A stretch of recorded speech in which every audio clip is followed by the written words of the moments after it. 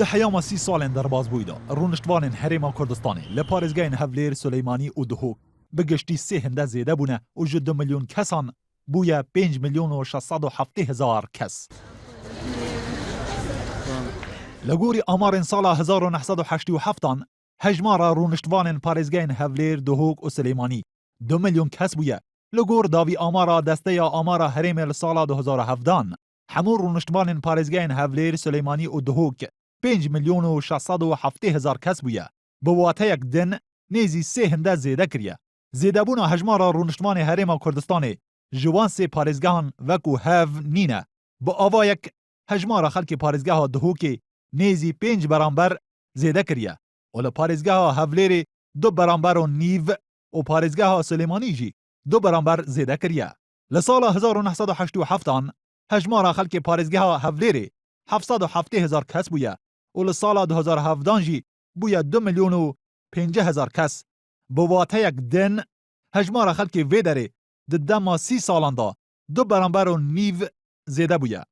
لسال 1987 هجمارا رونشتوان پارزگاه سلیمانی 951,000 کس بویا. و لسال 2017 جی بویا 2 میلیون و 70,000 کس. بواته یک دی هجمارا خلک ویدره 2 برانبر زیده بویا. لسال 1987 هجمارا رونشتوان پارزگاه دهوک 293,000 کس بویا. و در سال 2017 جی بویا 1,370,000 کس.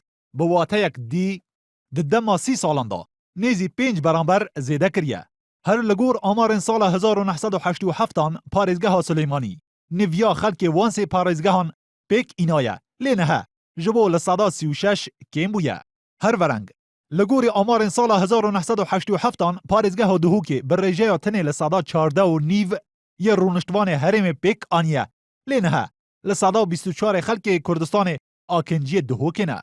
بنیرین هندک جوالاتی و آلیگرین حزبان او آمار شاشن و جبو هل بجارتنان مفالیتی تا ورگرتن با آخفتنک دن مزنبونا هجمارا خلک سلیمانی که بریانها به نافچه کسک دهاتا ناسکرن گلک کمتر جو پارزگین هفلیر و دهوک بویا که بریانها به نافچه زر دهاتا ناسکرن.